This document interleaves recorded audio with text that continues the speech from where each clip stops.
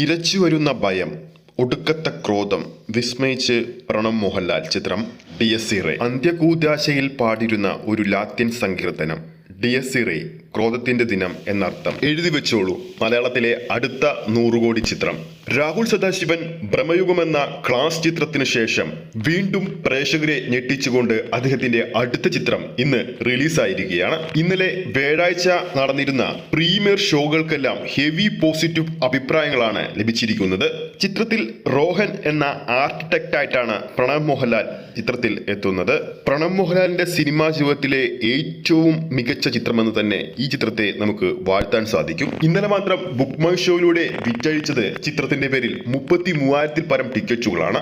ഇന്നലെ രാത്രി വ്യാഴാഴ്ച അർദ്ധരാത്രിയോടെ നടന്ന പ്രീമിയർ ഷോകൾക്കെല്ലാം ഗംഭീര റെസ്പോൺസ് ലഭിച്ചതുകൊണ്ട് തന്നെ ഇന്നത്തോടെ ചിത്രത്തിന്റെ ടിക്കറ്റ് ബുക്കിംഗിൽ വലിയ കുതിപ്പുണ്ടാകുമെന്ന് ഉറപ്പാണ്.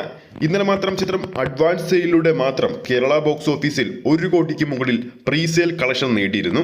എന്നും പ്രേക്ഷകരുടെ മുമ്പിലേക്ക് വ്യത്യസ്തമായ ഹൊറർ ടച്ചുള്ള സിനിമകൾ എത്തിച്ചുകൊണ്ടിരിക്കുന്ന സംവിധായകനാണ് രാഹുൽ സദാശിവൻ.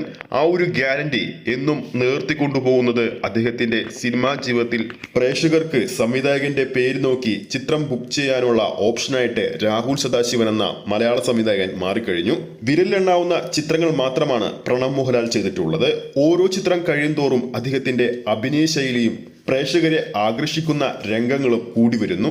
ഒരു സമയത്തും പ്രേക്ഷകരെ നിരാശപ്പെടുത്താത്ത രീതിയിൽ തന്നെയാണ് ഡയസ് ഇറ ഒരുക്കി വെച്ചിരിക്കുന്നത്. അപ്പോൾ ആരൊക്കെ ഇന്നലെ ഡയസ് ഇറയുടെ പ്രീമിയർ ഷോ കണ്ടിട്ടുണ്ട്? ഇന്ന് നമ്മുടെ പ്രേക്ഷകരിൽ ആരൊക്കെ ചിത്രം കാണാൻ പോകുന്നുണ്ടെന്ന് താഴെ കമന്റ് ചെയ്യുക. കണ്ടവരുണ്ടെങ്കിൽ അഭിപ്രായം രേഖപ്പെടുത്തുക. വീഡിയോ ഇഷ്ടപ്പെട്ടെങ്കിൽ വീഡിയോ ലൈക്ക് ചെയ്യാനും ഏറ്റവും പുതിയ അപ്ഡേറ്റുകൾ ഉടൻ തന്നെ അറിയാൻ വേണ്ടി നമ്മുടെ ചാനൽ സബ്സ്ക്രൈബ് ചെയ്യുന്ന കാര്യം കൂടി പരിഗണിക്കുക. അടുത്തൊരു ഡയസ് ഇറ അപ്ഡേറ്റുമായി നമുക്ക് വീണ്ടും കാണാം.